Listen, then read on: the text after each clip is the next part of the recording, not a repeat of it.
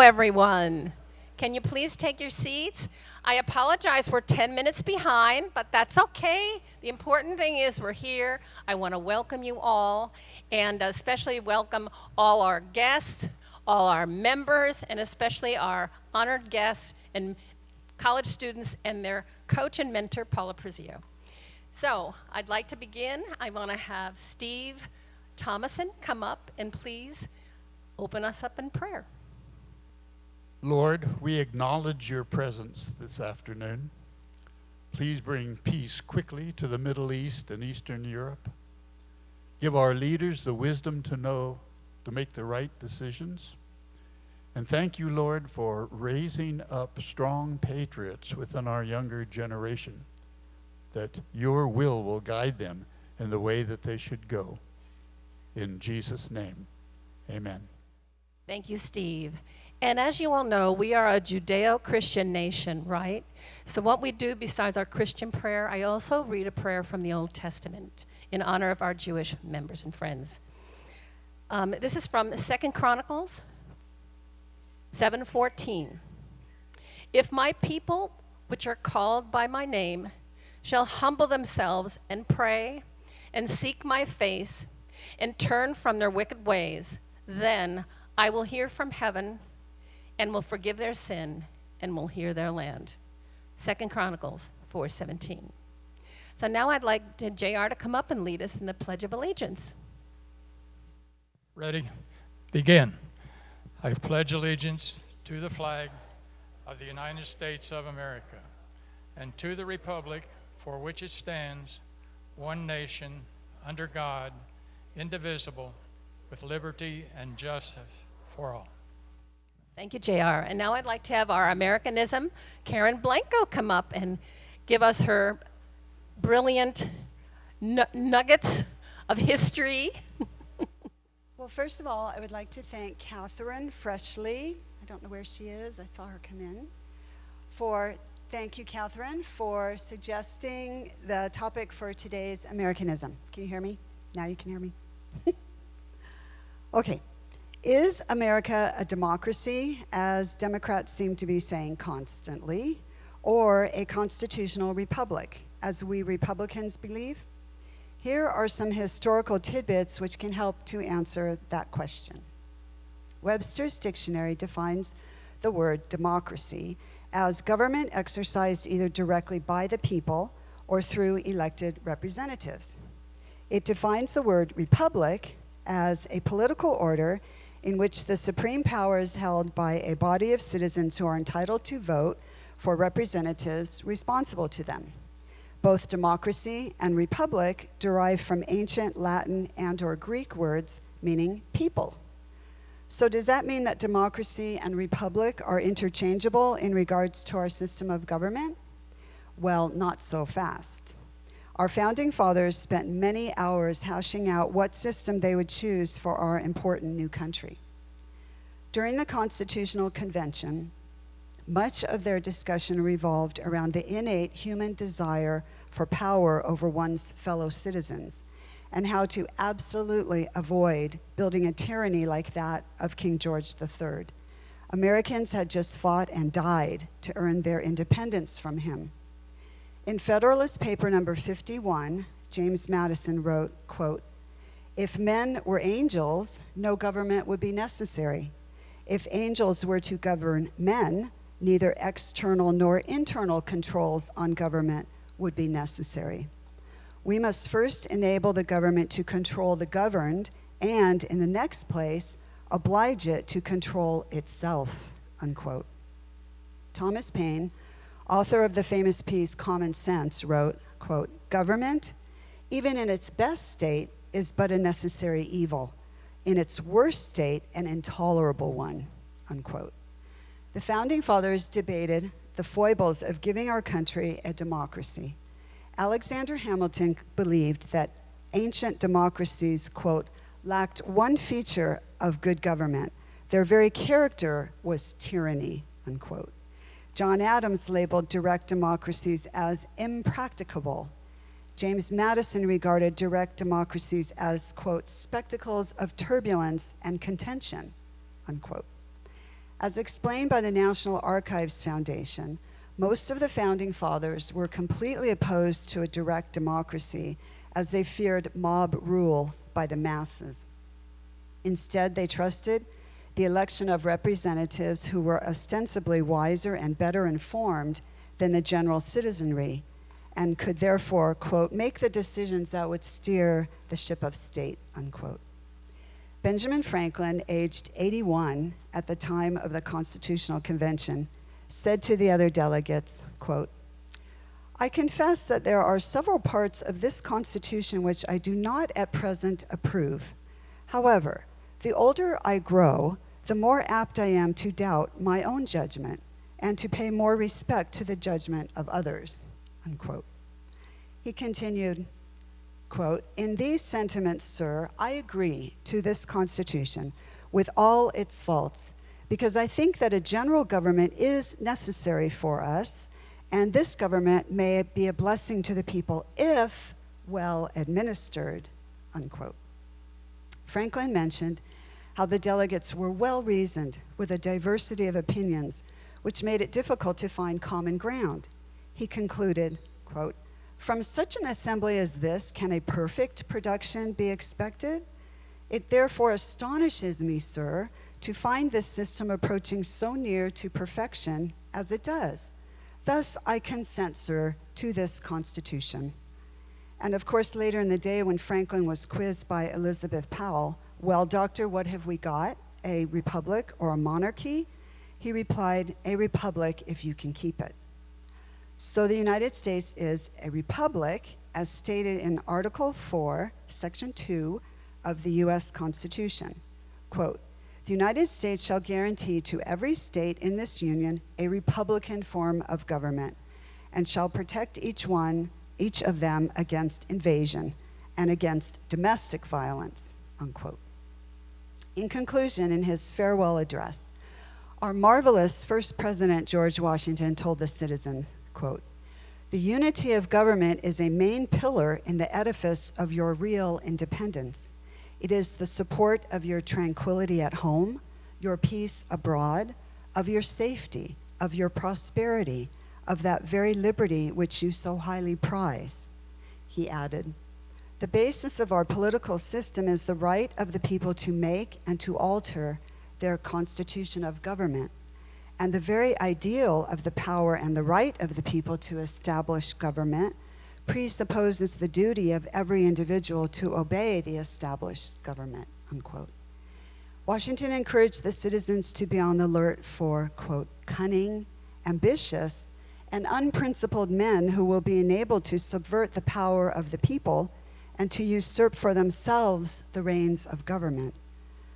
He encouraged Americans to have little political connection with other countries. Quote, history and experience prove that foreign influence is one of the most baneful foes of Republican government, unquote.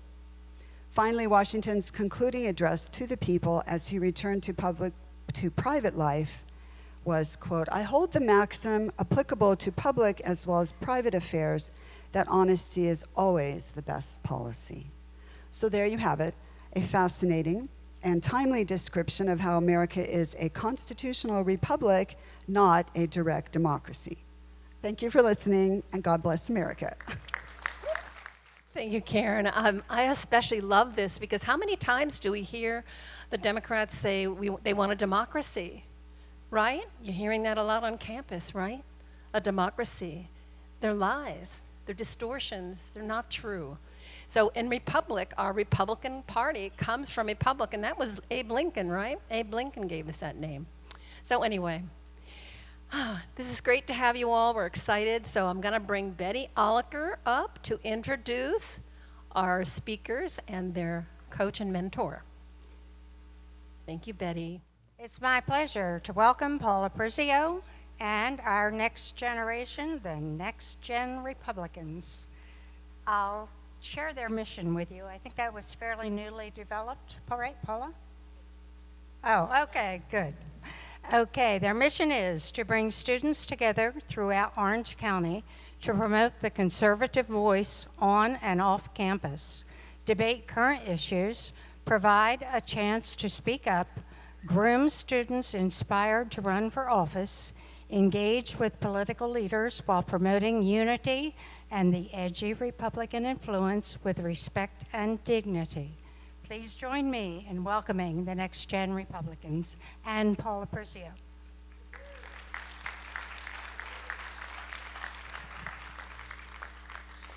Thank you so much, members and guests. Thank you so much for having us here today. The students are so excited. I can tell you, I worked for the party for 15 years. I got started with working with a Republican women's group because I was concerned about some of the stuff happening on campus with my kids in school. And I could see the beginnings of what would come. And we're here today. It's just gotten worse. So what my goal is to invite any student, high school or college, to come to our meetings, which is once a month. We have a free meal for them, which I get donations from different groups for the meal. The party does not pay me. I laughingly say, I think I need a raise, but I actually don't get money. But it is a pleasure to do. It's so exciting to get a new student that comes in and says, I feel so comfortable here because this is the only place I can say what I think without being ridiculed. This is what's happening on campus. You would not believe what they're doing on campus and the ignorance, as you're seeing on the news, with the constant talk of communism and the fact that young people are saying, hey, this sounds really good. This sounds really good. It's frightening. But I'm excited today to present these students. Like I said, we meet once a month. We have dinner. And we bring together all the students from all over Orange County and beyond because we actually need to get them together. They get to meet each other, and it's stronger in numbers, as you know, because they have a hard time on campus. A lot of students don't want to join, not because they don't agree with them, because they don't want to be associated with the Republicans and have that stigma on campus. So we have a place where they can all come and meet each other and work together and make plans for events and help each other on their different campuses. So that's kind of what we do. It's open to all. There's no restrictions on what student can come and join. I've had Democrats attend, and the best thing ever for me is to have a Democrat student say, I had one come in one time and said, Paula, I have a present for you. And he brought his registration, and he registered as a Republican. And by the way, that happened recently. We had, at our meetings, we do have speakers. Not every meeting, like tonight, we're just having a planning meeting, but we do get speakers in, and I did plan a meeting with 3 IDF members that came from Israel, and one from Egypt, and they got up and told their experiences, which was very emotional. And the one from Egypt, he was fantastic. We're going to be doing another event in this area in November, so I'll make sure Pat knows about it. It's usually very well attended. I think it's going to be very impactful. But I talked to him afterwards, and I said, your speech was so good. I would love to have you come and speak. I said, what party are you with? He said, oh no, I'm just independent. I don't want to have anything to do with politics. I said, oh, that's too bad.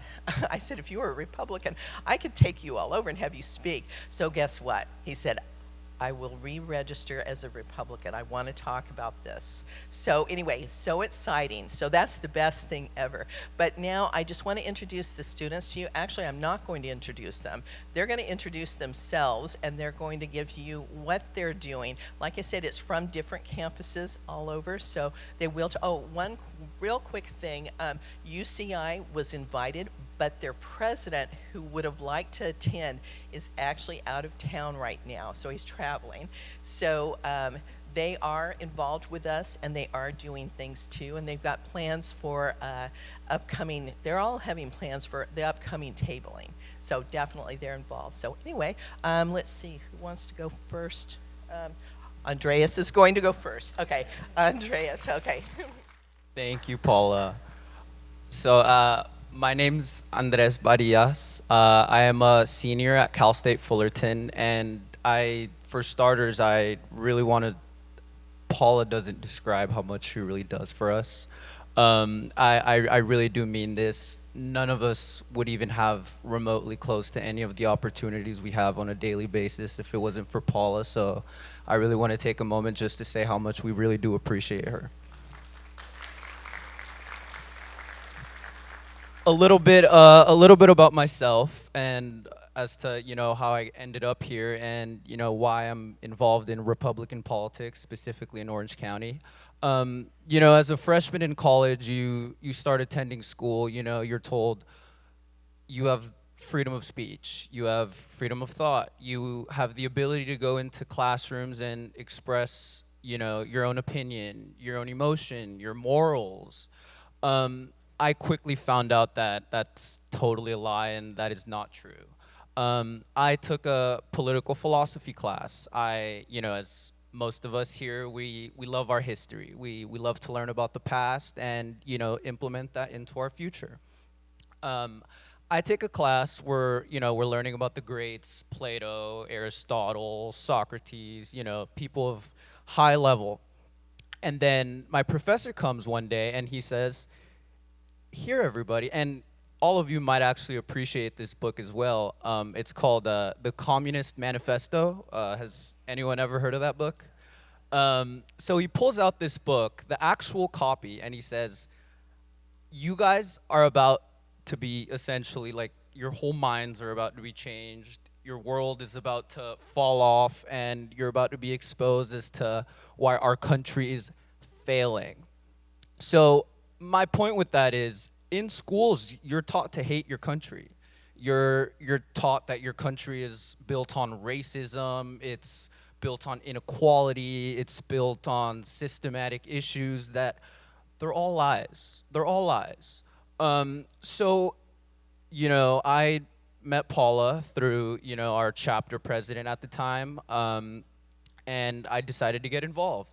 I'd much rather be out here speaking to true patriots like you guys, getting involved, trying to make a difference, than sitting in my house and doing nothing about it.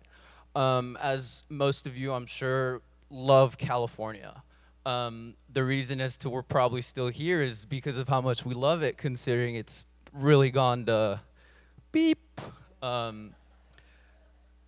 Yeah. I have taken initiative and action upon myself to try and make a difference. As of course you can tell, we are the next generation. Who's gonna be here to make that change? Who's gonna take that step forward to try and turn our great state red again? Are we just gonna sit there on our phones and comment sections or social media making videos? Does that really make a difference? No. We table, we go on campus, we talk to students, we get them involved, we send them to Sacramento, we send them to Washington, D.C., we introduce them to elected officials running for Congress, running for state senate. We get students involved, and we, as much as, we try and make a difference, I can confidently say within the past year, we really have made a difference in our community. So enough of me. I really want you guys to, hear other stories from, our great students here, and I really appreciate the support from all of you guys in the time. Thank you so much.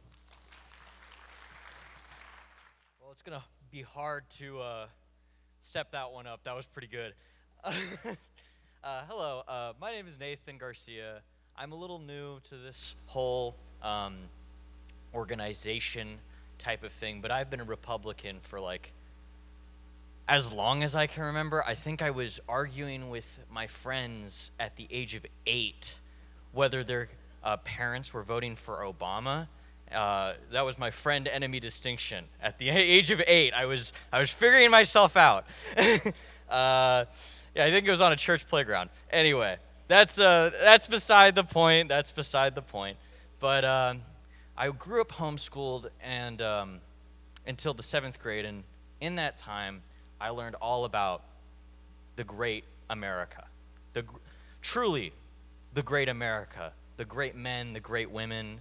I used to read stories about mountain men that would just go into the wild and the frontier. I would always imagine, like, man, that's what I was supposed to do. I wish I was born then. But I wasn't. So I have to fight a different battle. And that's what I started to realize whenever I came to school. Because in that transition to 7th grade, and I started to kind of starting to realize the groupthink of school and how you do have correct answers to things that should have many answers. You start to kind of pick up on these small little things, these little things that they try to change about language. Oh, well, Washington was a good man. I don't know about great, but they try to just a little bit.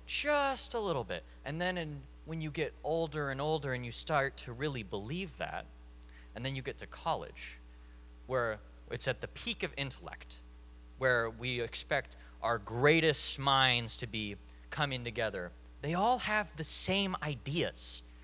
It's all the same. They don't let anything else, like, even be voiced. You're not allowed to do that, because the moment that you do, the communist groupthink of, okay, we're actually all going to have this idea, you're now excluded. You're now ridiculed. You're joked about. One of the funniest things is that if you start voicing opinions that are maybe slightly, I have my own experience with this, in talking with friends who are not Republican or somewhat liberal, if you say something that's a little bit too right-wing to their liking, but they like you, they'll treat it as a joke. They'll think you're joking. They'll basically give you a pass. They'll basically say, oh, you don't actually mean that. You're just being funny about that. And it's basically kind of your get-out-of-jail-free card because they like you. But if they don't like you, maybe they're a little bit more agitated. Maybe they're a little bit more, let's just say, viperous. Maybe. I don't know. But in my experience with that, I decided to actually get involved at a certain point because I realized I care about it too much. I really do.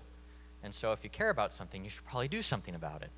So I've tried to help out the organization in my own way. Though I've only been a part of it for a short amount of time, I'm starting to get connected, and I'm starting to appreciate how many people are in this.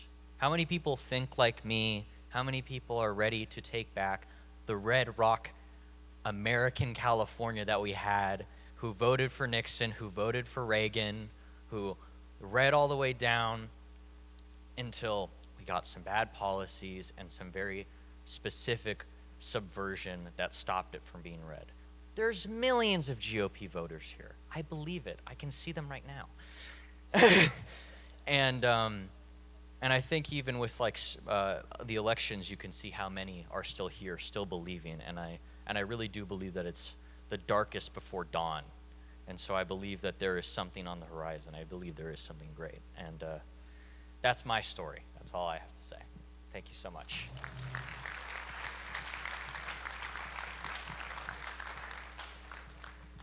Hello, everyone. It's an honor to be with you today. This is my first ever college Republicans event where I'm speaking, so I'm very honored to be with you, Patriots. It feels amazing to be here. Thank you for setting this up.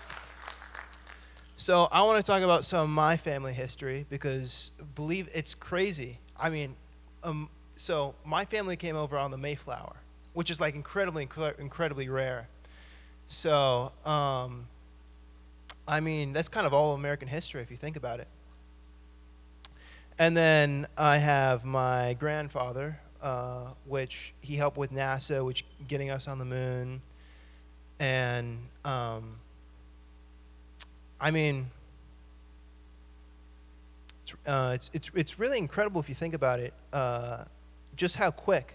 I'm pretty sure until the 90s, I mean, you guys are older than me, you can tell me. California was very, very Republican, wasn't it? Yeah. And then I'm pretty sure there was some kind of like vote or something that passed through the courts that let a bunch of the like illegal immigrants in, and then it changed all the voting to Democrat. And then even with that, 40% of California votes for Trump. So it's like, well, can't beat God. But I do think there is a way, and I think voting. If we can fix the voting system, we can really fix everything. I mean, it's the whole thing with Spencer Pratt. It's like crazy. It's like, are we living in a third world country that he's cheated out of the election?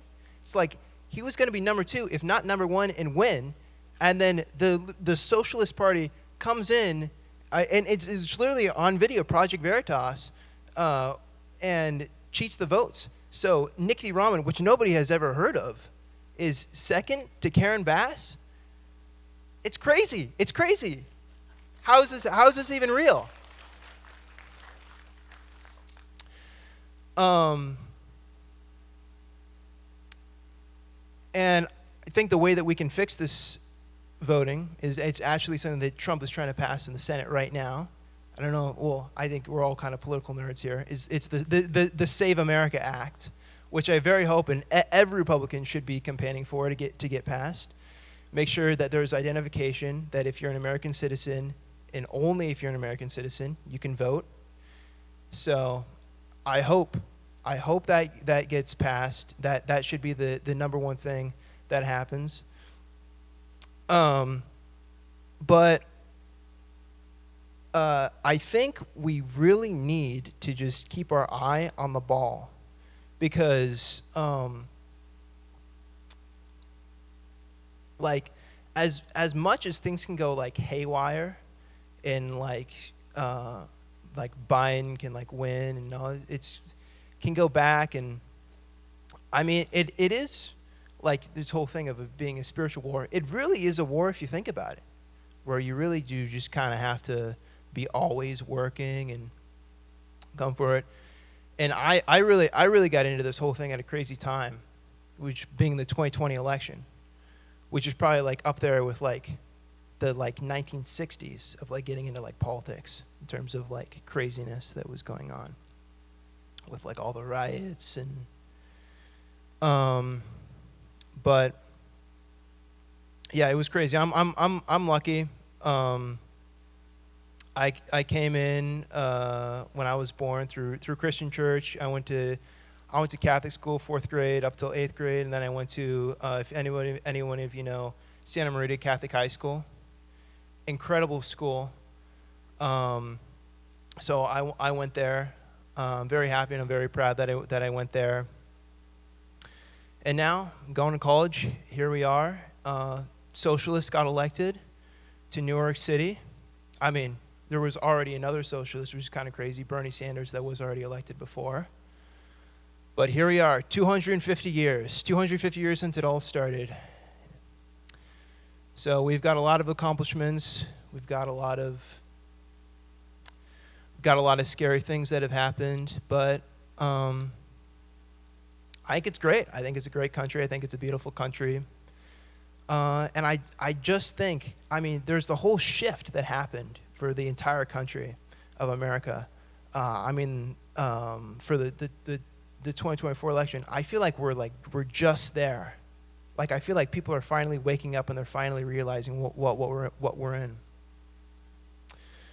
But yeah, I'm happy to be up here. I'm happy to be with all these people.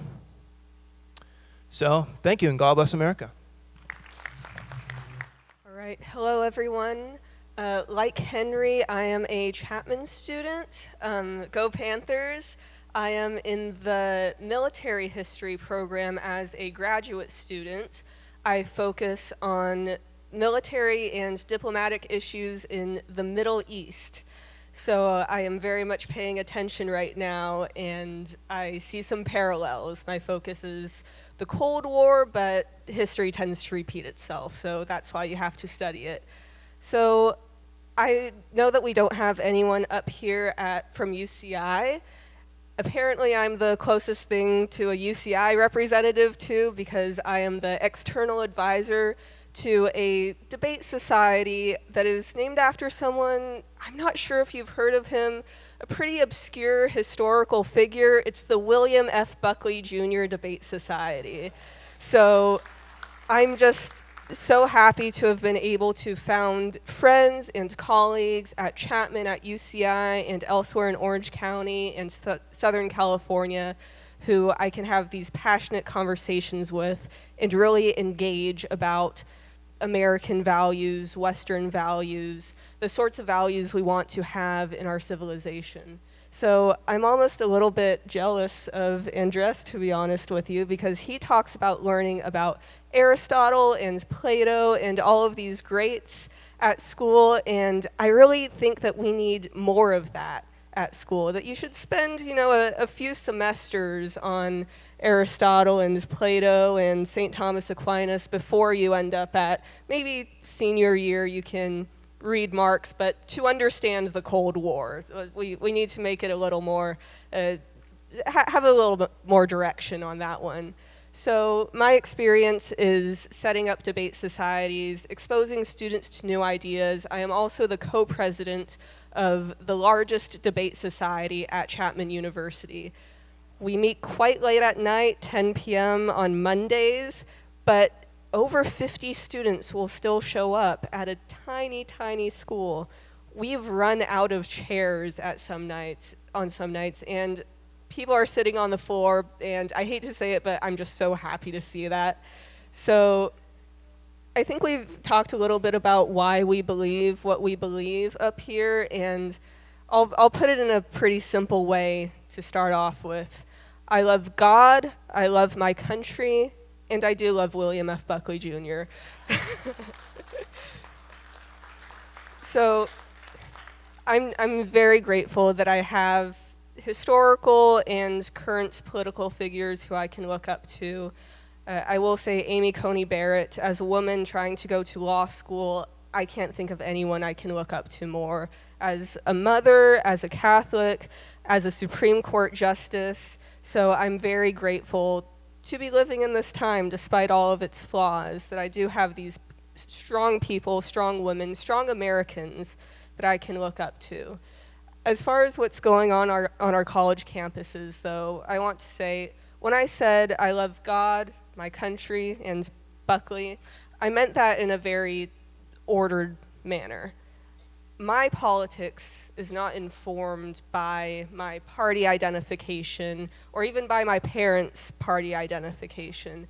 My politics is informed by my faith first and by my love for my country.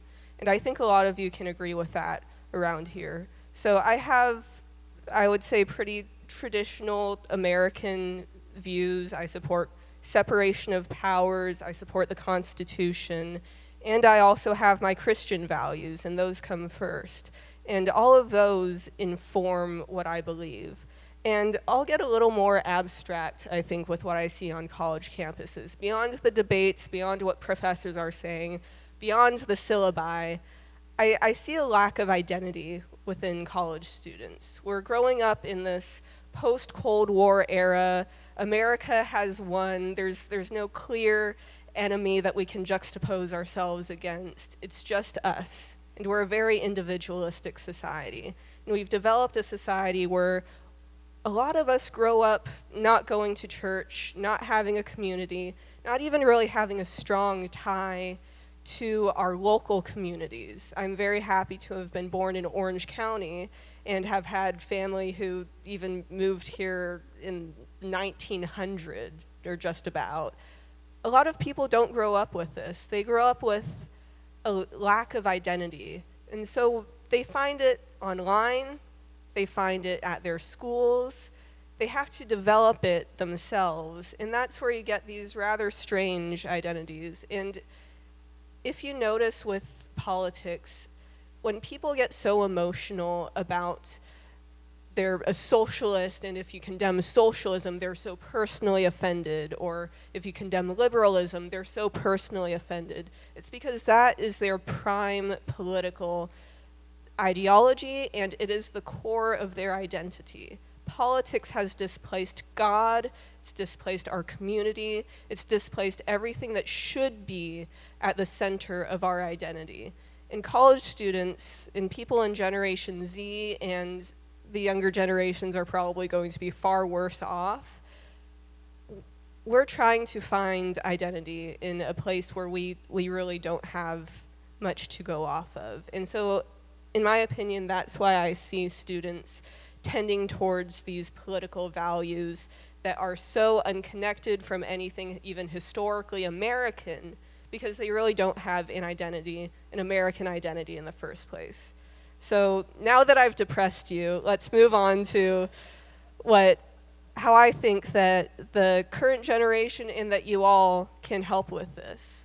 So I think Chapman is pretty unique, where it has more of what Paula mentioned, of Democrats and Republicans willing to talk to each other. Republicans showing up to Democratic events, for example, or just people being willing to talk across party lines. And you'd be surprised that you are able to change students' minds when you talk to them. But even more interesting is you're able to become friends with them. And you really don't see this in the news. You really don't see any conversation about people trying to reach out across the aisle. And you don't see people actually doing that. We don't have many people to look up to who do that. And I hate to mention Buckley a fourth time, but I really don't. But he did a great job of that on Firing Line, being willing to talk across the political aisle in order to, get his point across, but also show that we can be respectful when doing so. So at this debate club that I run at Chapman University, I'm the only conservative, only center-right student on the board, to be frank. So there's 4 of us, and I'm the only one, and looking at the history of the club, I might be the first one. But I'm still able to have and lead these conversations with other students. And when we talk, we don't talk about isms. We're not even allowed to mention any philosophers' names. We just have to say what we believe. And when people say what they believe, unattached to any party, any ideology, people are convinced and they have respect for you. So there is hope for conservative students to have a good time at college, to be honest with you, to get their points across. And it's just a matter of being respectful, forming connections with new people, and sticking by your values, those deep values at the core of yourself. Your love of God, your love of your country. If you keep those 2 as the values that motivate what you do, you will end up okay. If you put your faith in God, He will look over you. So I'll go ahead and end it there and give it to Sean, someone who I have left church with at 3 a.m. So anyway, I'll go ahead and hand it off. Easter Vigil Mass and the Thursday. Yeah, we went to the 7 churches on the Thursday before Easter. Yes, St. Michael's Abbey at 3 a.m. So I'll go ahead and hand it off to Sean. Thank you.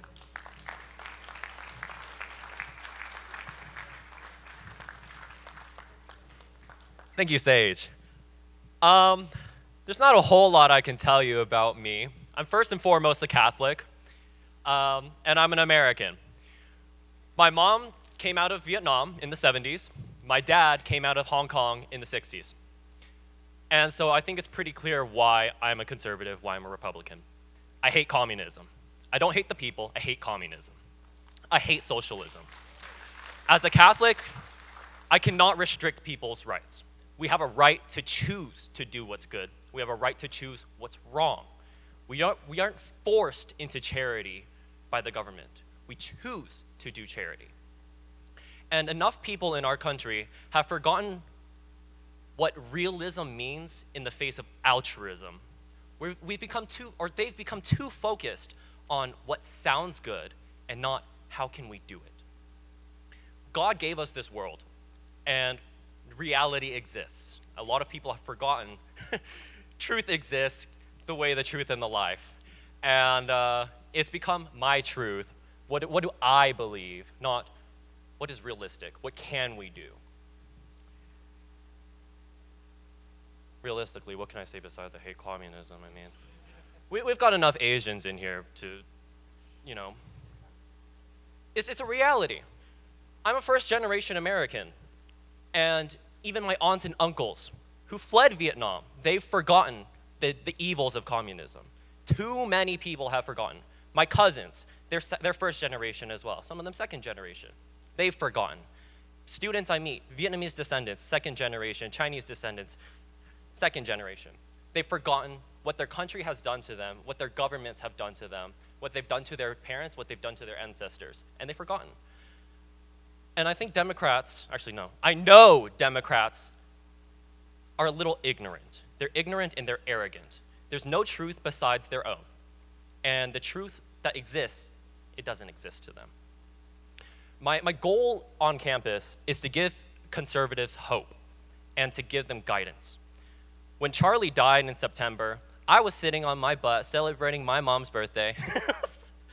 And I had been complaining for 4 years about where this country's going and how stupid it is that California is a blue state.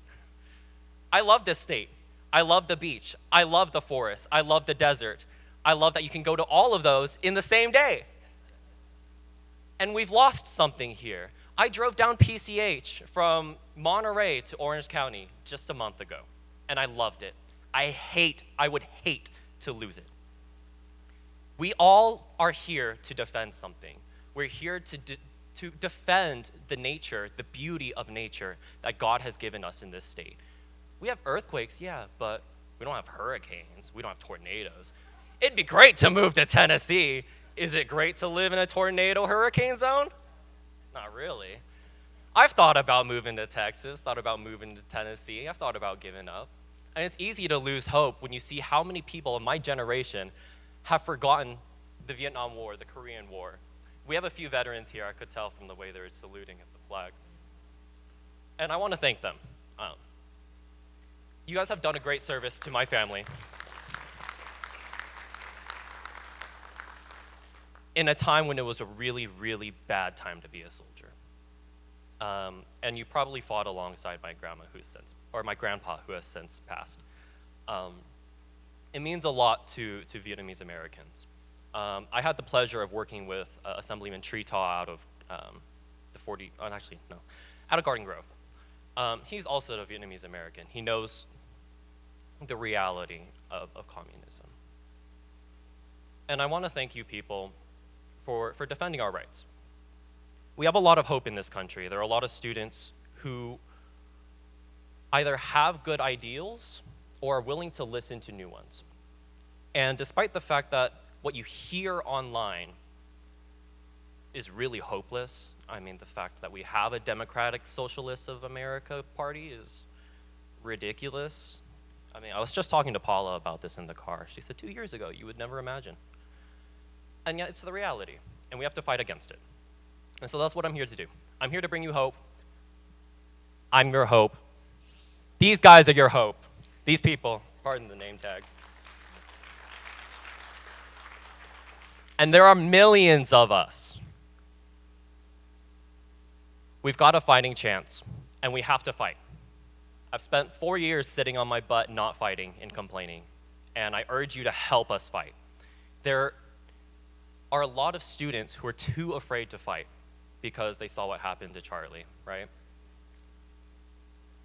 But we live for more than what's on this planet, and we will have martyrs. It's the unfortunate reality. But in the place of every martyr, we'll have 100, 1,000, 10,000 students, 10,000 people standing up to fight for what we believe. We serve God first and foremost, country second, family third. And then after that, nothing else matters. We can talk economics.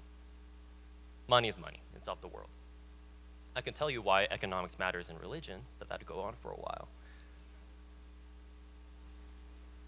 I hope you know the party really does appreciate you. The students appreciate you. And I hope you can appreciate the students as much as I've come to appreciate them. Thank you.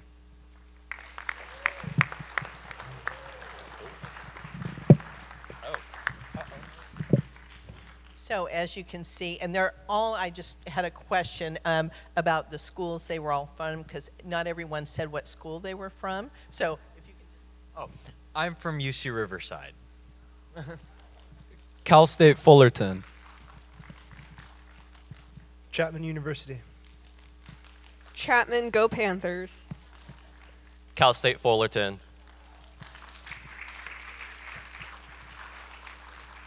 And as you see, there are a lot of students out there that we can talk to and change their minds. And that's what we're trying to do here.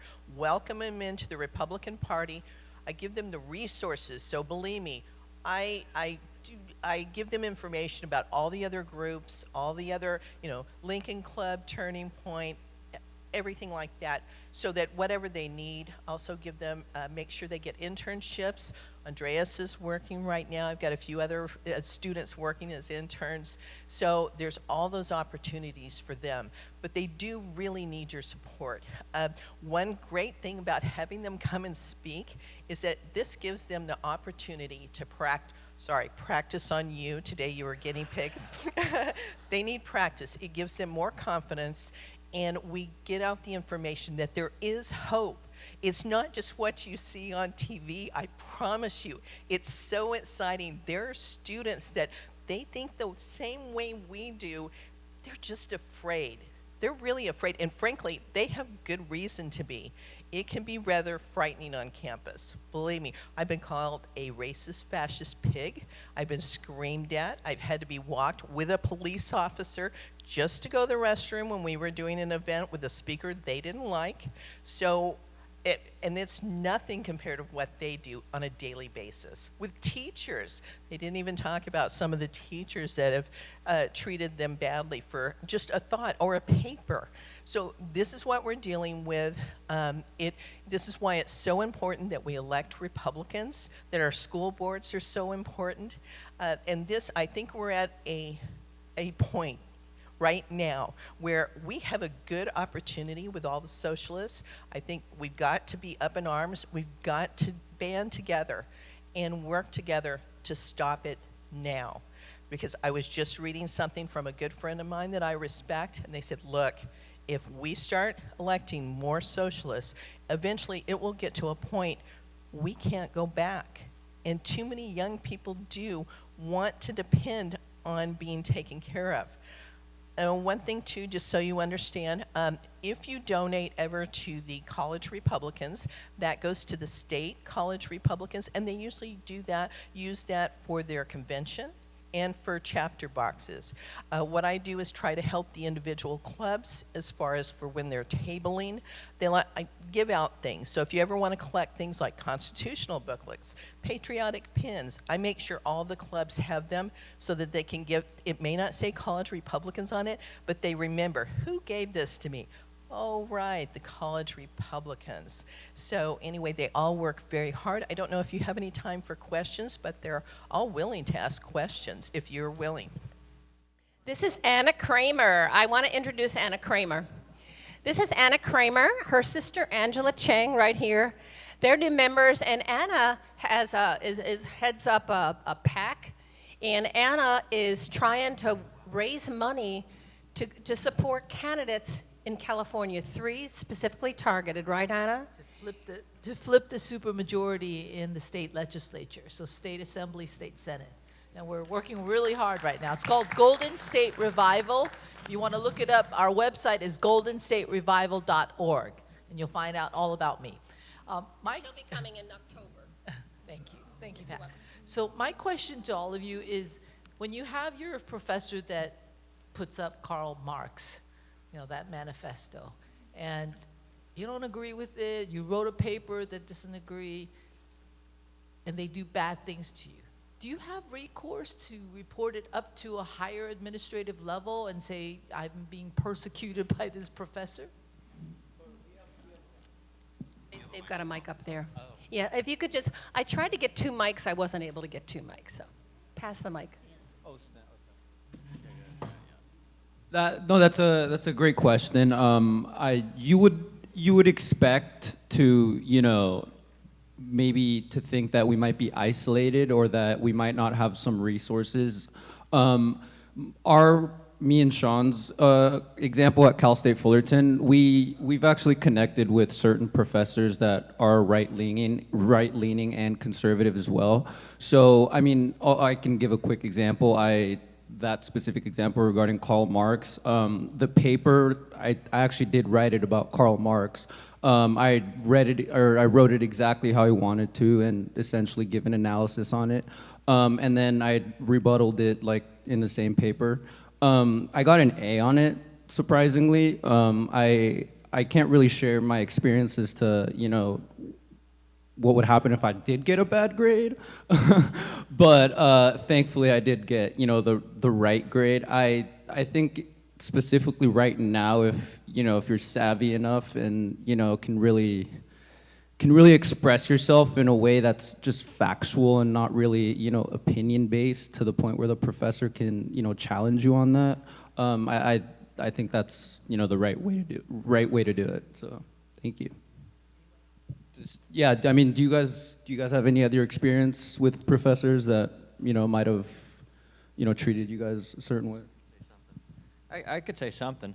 I think one of the things is when you're dealing with like a professor that like disagrees with you or wants for you to think a certain way, a lot of people who think like us are, they have this thing where they're ready to argue against it. So oftentimes, most of them will make a very good essay in their interest, right? So it's very hard for a lot of these professors to dock you on opinions if you're just pixel perfect on every single thing other than that.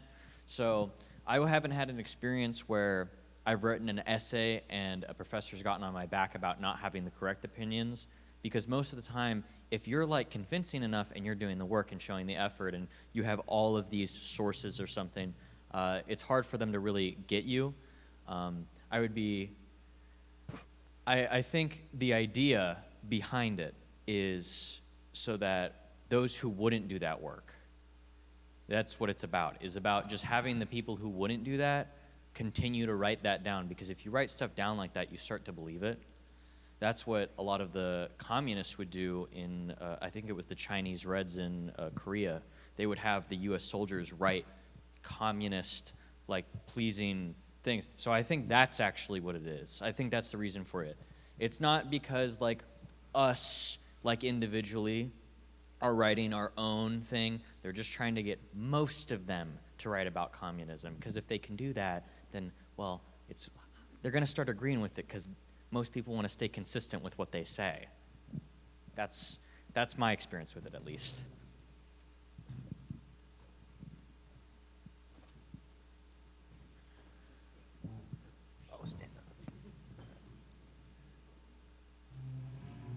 I just want to say the fact that we're even talking about, I mean, the whole point of a teacher is to not put their own opinions. It's to be factual. It's to actually teach about a topic.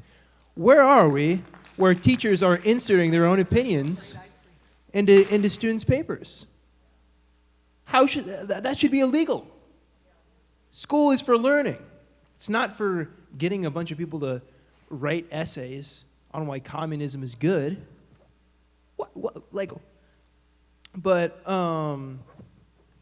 Yeah, I mean, I think the best recourse for it is to say, this shouldn't happen. This teacher should be out of here. The teacher should only teach. And then, you know, have it end at that. I think it's that simple. I think because we know all the details and we go, well, should we approach it, you know, a million different ways. I think it's as simple as just keep teaching non-political, and then I think we're good. I think the problem is gone.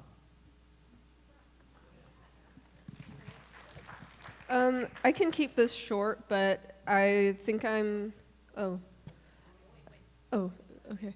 Thank you, I appreciate it. I think I might be the oldest student here because I graduated Chapman already with my bachelor's, and I was a double major, but one of them was political science. And and the other one was peace studies, which is more international relations type focused. But I've had a great relationship with all of my professors across the political spectrum. And I think it really matters which school you go to. That some schools have more of an open, inclusive, welcoming environment for students of all political positions.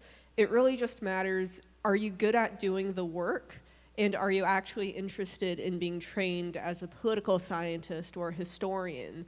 And when professors are focused on training you in these skills, in these analytical and critical thinking skills, they appreciate students who put in the work, like Andres was saying.